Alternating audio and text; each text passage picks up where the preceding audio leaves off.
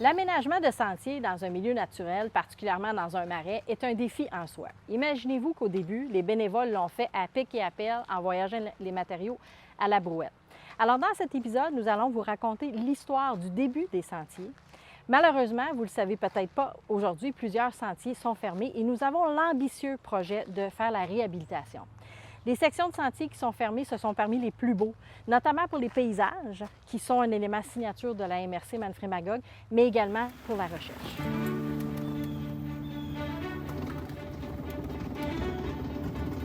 L'aménagement du premier sentier, c'est une histoire qui est pas mal de fun à raconter parce que c'était la première mobilisation de bénévoles, de citoyens qui avaient à cœur le marais.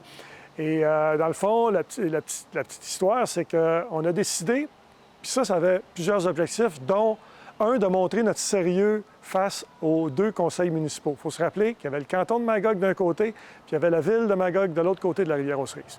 Alors, un premier geste, c'est-à-dire, on va mettre la main à la pâte et on va s'organiser, puis on va aménager un premier petit bout de sentier. Et le premier petit bout qu'on a fait, c'est du côté de la ville de Magog, à partir du stationnement du Moulin, où on a actuellement accès pour se rendre jusqu'au pont. Donc là, il y avait un premier 600 mètres de sentier qui était utilisé. Écoutez, il y avait un tout petit sentier dont les Magogois connaissaient, très peu de Magogois connaissaient, pour aller pêcher pas très loin du pont ferroviaire. Et là, nous, quand on a fait je vous disais, on a pris connaissance des données photo aériennes. Bon, on a vu que la voie ferrée, l'ancienne voie ferrée qui se rendait à Waterloo, passait exactement là. Alors, on arrive, on retrouve à cet endroit-là des tags de chemin de fer. Et puis, on se dit, bien, ça va faire donc partie du premier sentier, qui était la colonne vertébrale qu'on voulait donner au grand sentier qui allait connecter les deux municipalités, Magog et canton de Magog. Donc, un samedi matin, on s'est donné un point de rassemblement dans le stationnement du Moulin. On a un fournisseur qui nous avait amené des 4x4 qui avaient été sciés à même sa terre à bois. On avait accès à tout le gravier à cette heure qu'on ne peut plus utiliser parce que c'est considéré du gravier contaminé, mais ce qu'on sert pour mettre des abrasifs dans les rues l'hiver, pour rendre les rues sécuritaires et qui est récupéré par les balais de rue au printemps. Mais on avait utilisé cette matière-là pour faire un petit fond de gravier et on avait coupé avec des sécateurs des branches, des arbres qui étaient plus ou moins intéressants, qui étaient dans les jambes parce qu'il y avait quand même des arbres qui avaient poussé en plein milieu de l'ancienne voie ferrée. Donc on a comme élargi. Et on s'est rendu jusqu'au pont et ça a pris plusieurs demi-journées et samedis pour arriver au pont. Et là, on voyait comme une vue, une perspective sur ce que allait être la première colonne vertébrale, le sentier principal. Et donc, ça a été fait. Et là, les gens, les membres du conseil de l'époque, ont réalisé qu'on était sérieux dans notre démarche. Et ça, parallèlement à ça, on travaillait à la préparation d'un plan d'aménagement. On préparait nos demandes de financement pour aller chercher des sous pour construire les premiers sentiers sur pilotis, et etc., etc. Donc ça, c'est vraiment la première activité.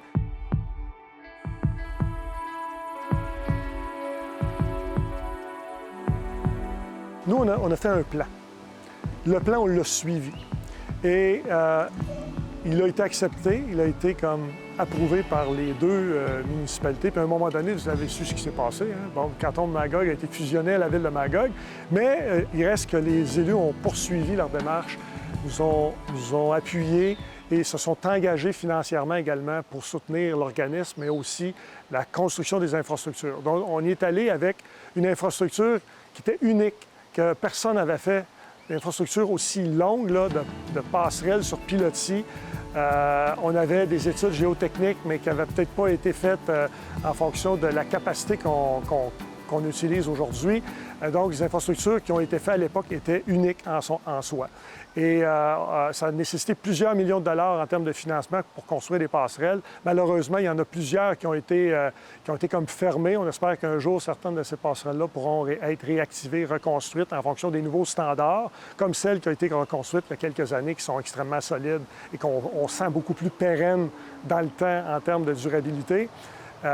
Il y a d'autres aménagements qui ont été construits au même moment parce qu'on voulait, comme je vous l'ai mentionné, c'est un site éducatif aussi. Donc, il y a des panneaux d'interprétation, il y a des petits aménagements, des bancs, des tables à pique-nique, des aires de repos.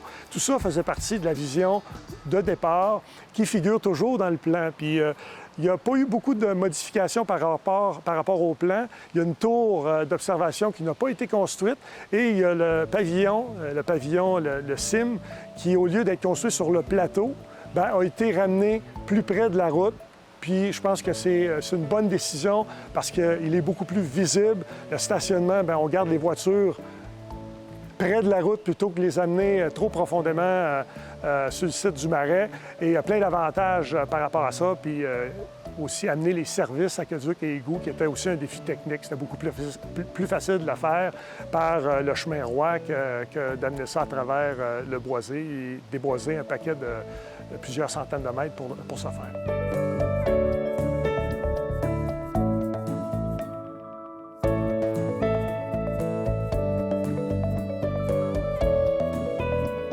Moi, j'ai commencé dans l'hiver 2001.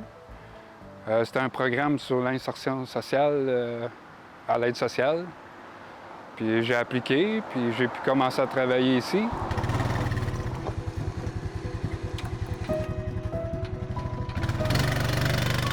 Une journée, à peu près, je répare les sentiers quand c'est lavé, où il y a des arbres à couper, des planches à changer sur les passerelles. La trim des branches d'arbres, la pelouse. On n'en fait pas tant, mais il y en a qui commencent à couvrir le sentier, fait qu'on l'enlève, puis c'est pas mal ça en gros, là. C'est peut-être court, c'est peut-être dit court, mais c'est des choses qui prennent du temps à faire, là, fait que...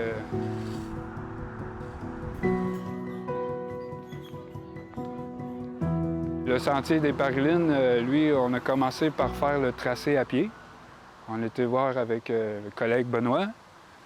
Puis on a décidé par où passer. Après ça, on a commencé par couper les arbres. Enlever les souches qu'il y avait, des roches. Après ça, passer le weed eater, le fouette, pour enlever toute l'herbe, pour se faire une trail bien distincte. Après ça, on a commencé à emmener de la terre, puis mettre ça tout à niveau. Puis c'était ça, là. C'était pas mal cool.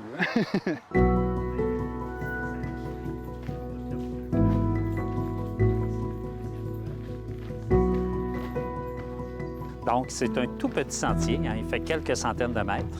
Il part de la terrasse couverte, puis il se rend jusqu'au plateau où est-ce qu'on a la cheminée des Martinets-Ramoneurs. Ce sentier-là a été mis en place grâce à une subvention du ministère de l'Éducation parce que, principalement, la terrasse couverte, qui était un endroit qui était très utilisé quand toutes nos passerelles étaient ouvertes, était de plus en plus délaissé parce que c'était devenu un cul-de-sac. On trouvait ça dommage, on voulait que les gens se le réapproprient. Donc, en faisant ce petit bout de sentier-là pour relier la terrasse au plateau, on se retrouvait à remettre la terrasse couverte dans le circuit de sentier. Donc, on s'est amusé aussi. C'est un site... d'abord, c'est un site qui était ultra perturbé. On est en plein milieu de l'ancien dépotoir. Puis, c'était un endroit qui nous permettait d'avoir des paysages qu'on n'a pas ailleurs.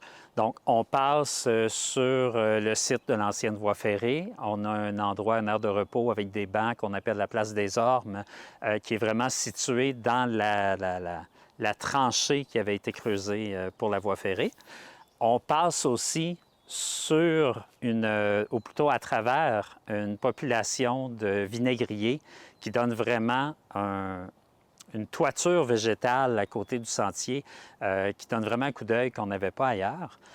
On a une plateforme, donc une aire de repos, qui est au-dessus du dénivelé du dépotoir, qui nous permet de faire de l'interprétation à cet endroit-là. Puis, ça s'appelle le Sentier des Parulines parce que c'est aussi l'endroit où on observait le plus de parulines dans le marais. Donc, ça fait un très beau sentier différent. Puis, il y a encore des améliorations qui s'en viennent. Donc, il y a un endroit sur le sentier où il y a une pente quand même assez importante. Donc, on va rajouter un escalier à côté de la pente là, pour faciliter les déplacements.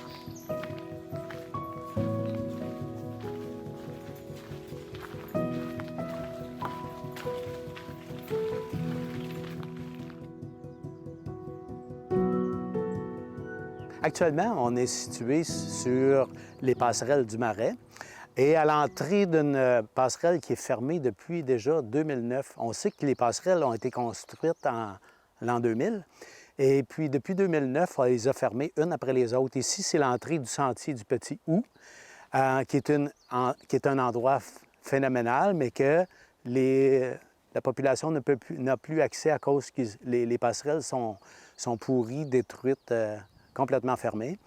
Il y a 50 des passerelles au Marais, des passerelles sur pilotis qui sont fermées, malheureusement. Et il en reste seulement une, qui est le Sentier du Pionnier Nord, qui fait le trajet entre le centre d'interprétation et la ville de Magog. Et même ce sentier-là, il y en a 40 qui est à refaire, qui est presque en fin de vie. Ça fait 23 ans qu'il a été construit. On en a réparé 60 de ce sentier-là en 2008, mais définitivement, il faut qu'on procède à la réhabilitation des passerelles pour redonner 100 accès des sentiers à la population.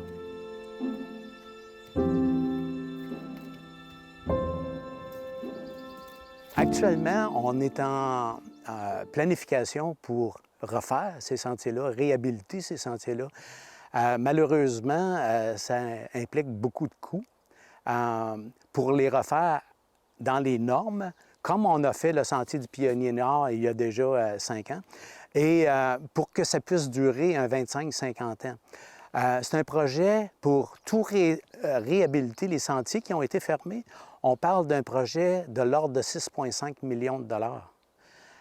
C'est beaucoup de sous et ça va nous prendre la participation de plusieurs partenaires, dont la ville de Magog, bien entendu, qui est propriétaire du Marais, le gouvernement du Québec et le gouvernement fédéral aussi, et tout donateur privé qui voudrait se joindre à ces 3 partenaires importants-là pour aider à la réhabilitation des sentiers.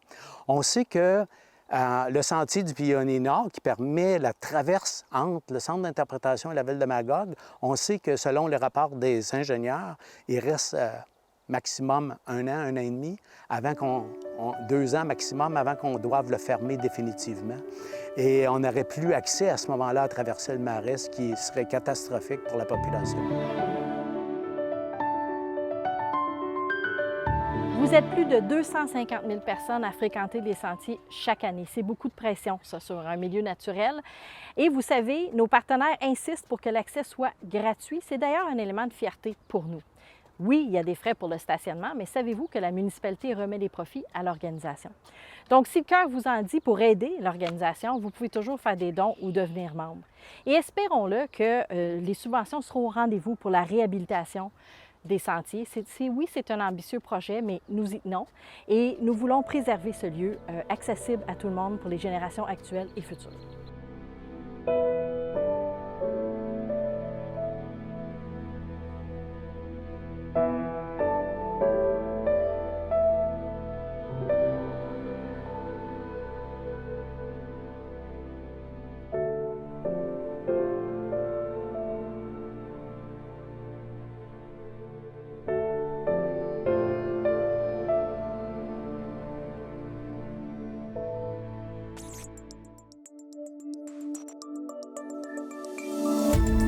Cette émission d'Accès est appuyée par Cogeco et est rendue possible grâce à la collaboration de la communauté avec Nous TV.